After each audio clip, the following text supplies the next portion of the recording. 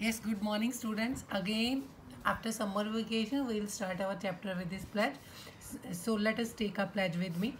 I, Kulvinder Kaur, commit to be vigilant and bear in mind at all times the risk to myself and my colleagues from COVID-19. I promise to take all necessary precautions that prevent the spread of this deadly virus. I promise to follow and encourage others to follow the key COVID appropriate behaviors, to always wear a mask, face cover, especially when in public places, to maintain a minimum distance of 6 feet from others, to wash my hands frequently and thoroughly with soap and water. Together we will win this fight against COVID-19. So class, today we'll start our second chapter. The name of the chapter is Atmosphere.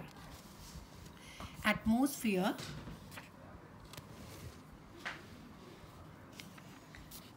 So Earth is the only planet where life is known to exist. Its atmosphere plays an important role in supporting life here. The atmosphere is an invisible layer of gases covering the entire planet. तो अर्थ एक ऐसा planet है, as you all know कि अर्थ ही एक ऐसा planet है जिसके ऊपर लाइफ एग्जिस्ट करती है.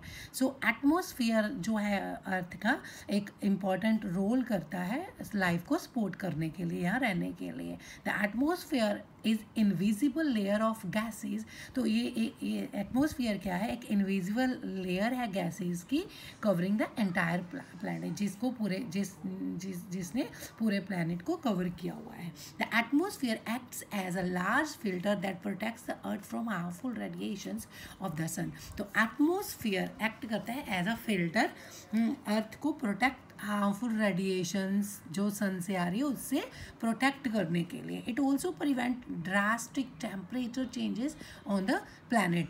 तो जो टेम्परेचर में ड्रास्टिक चेंजेस आती है, कभी बढ़ जाता है, हो जाता है, वो भी प्रिवेंट करता है ये atmosphere. Atmosphere is the source of precipitation and plays a crucial role in water cycle. तो जो एटमॉस्फेयर है वो एक प्रेसिपिटेशन का भी सोर्स है एंड एक अच्छा रोल प्ले करता है वाटर साइकिल से. तो water cycle is very important for human life. ठीक है, जो वाटर साइकिल अपने प्रीवियस क्लास में किया था रेनिंग से रिलेटेड. नेक्स्ट है protective uses. So what are the protective uses of atmosphere? The different layers of the atmosphere absorb the harmful solar radiations such as the gamma rays, X-rays and ultraviolet rays. Thus it acts as a shield. तो जो क्या है atmosphere is acts as a shield की तरह act करता है. जो different layers atmosphere की है वो क्या करती है? एब्जॉर्ब कर लेती है हार्मफुल रेडिएशंस जो सन से आती है, like as gamma rays, x rays and ultraviolet rays. इनसे हमें बचाती है जो एटमॉस्फेरिक जो लेयर्स हैं. The ionosphere and the mesosphere help in vaporizing the cosmic bodies moving towards Earth's surface, thus minimizing large-scale destruction and damage to life and property.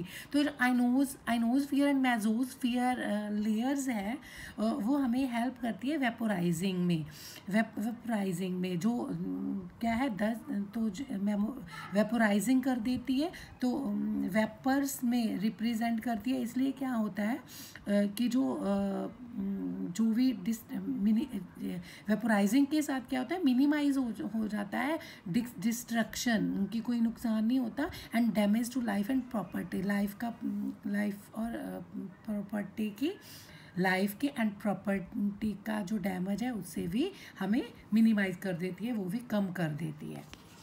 तो next, climate uses. It helps in maintaining optimum temperature on the earth, thereby allowing the existence of life forms on it. तो क्या करती है ये atmosphere maintaining optimum equally है ना, temperature अर्थ के temperature को बैलेंस में, ऑप्टिमम बैलेंस में रखता है.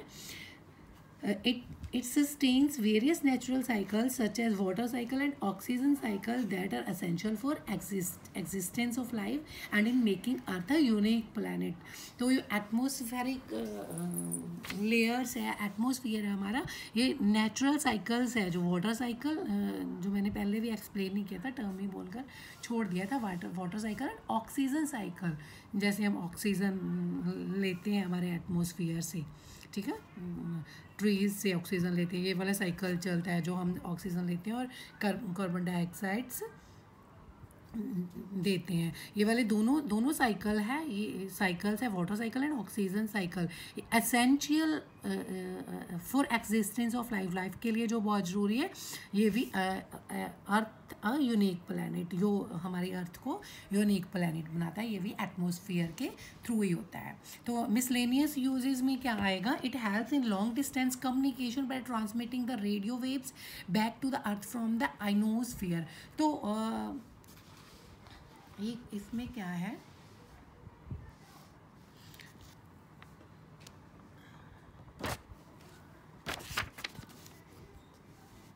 तो ये हेल्प करता है लॉन्ग दूर से जब हमने कम्युनिकेट करना होता है एक जगह से दूसरी जगह में, जैसे with the help of phone, है ना, by transmitting the radio waves को ट्रांसमिट करके back to the earth from the ionosphere.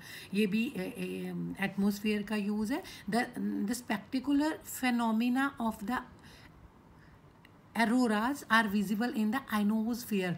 जो रात को रंग बिरंगी लाइट्स दिखती है, डिफरेंट कलर्स दिखते हैं, एरोराज, ठीक है. ये स्पेक्टुलर जो फेनोमिना है, ये भी एटमोसफियर से ही विजिबल होता है आइनोस्फीयर लेयर में. Weather balloons sent up in the lower layer of the atmosphere help in forecasting the weather. तो forecasting the weather में भी हमें हेल्प करते हैं. नेक्स्ट है composition of atmosphere. तो एटमोसफियर की composition क्या है? तो the atmosphere is made up of multiple layers of different gases. बहुत सी गैसेज की लेयर से बना है. This gases are generic colourless and odourless and together they form the air around us. तो इसमें से गैसेज जो है जनरली कलरलेस है, ऑर्डरलेस है, और दे फॉर्म द एयर अराउंड अस, और ये एयर की फॉर्म में ही है, ठीक है. Around 99% of the atmosphere consist of mainly two gases. तो 99% एटमोसफियर में मेन टू गैसेज हैं. These are the nitrogen and oxygen, ठीक है. Nitrogen is the most abundant gas in the air. सबसे नाइट्रोजन सबसे ज़्यादा है, constituting about 78% of the atmosphere. Oxygen constitutes 21% of the air. The remaining 1% contains other gases such as carbon dioxide, hydrogen, helium, argon, etc. Air also contains water vapors, dust particles, smoke, and biological components such as pollen grains. तो क्या है, air में water vapours भी होते हैं, dust particles भी होते हैं, ठीक है. तो सबसे ज़्यादा जो है वो कौन सी है? You can see this pie chart, composition of the atmosphere. Here you can see 78% nitrogen, ठीक है, and oxygen is 21% and 1% is other gases. The atmosphere is thicker and heavier near the surface of the earth. तो atmosphere में जो अर्थ के पास होती है, जो एटमोसफियर को हम एयर भी बोल सकते हैं, कि जो अर्थ के पास होती है एटमोसफियर, एयर, वो थिकर एंड हैवियर होती है, ठीक है. As you move upwards away from the ground, जैसे जैसे आप ग्राउंड से ऊपर जा रहे हो, ऊपर वाले लेयर्स के अंदर, तो क्या होता है, as you move upward away from the ground the air becomes less dense. तो जो एयर है वो कम गहरी होती है.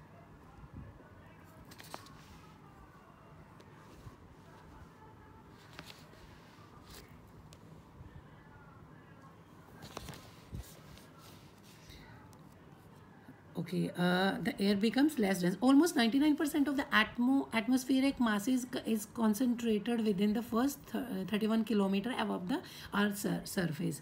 तो जो 99% of the atmospheric mass है, air है, is concentrated within the first 31 kilometer, Earth के 31 kilometer के ऊपर ही है. ठीक है, we'll see the all layers in this chapter. The Earth's magnetic field protects the atmosphere from solar winds. The gravitational force of the Earth holds the entire atmosphere together. तो जो gravitational force है अर्थ की, वो क्या करती है, entire पूरे के पूरे atmosphere को अपने पास रखती है, खींचती है अपनी तरफ. So our content is only up to this much. In the next class we'll discuss about atmospheric gases. It is goodbye to all of you.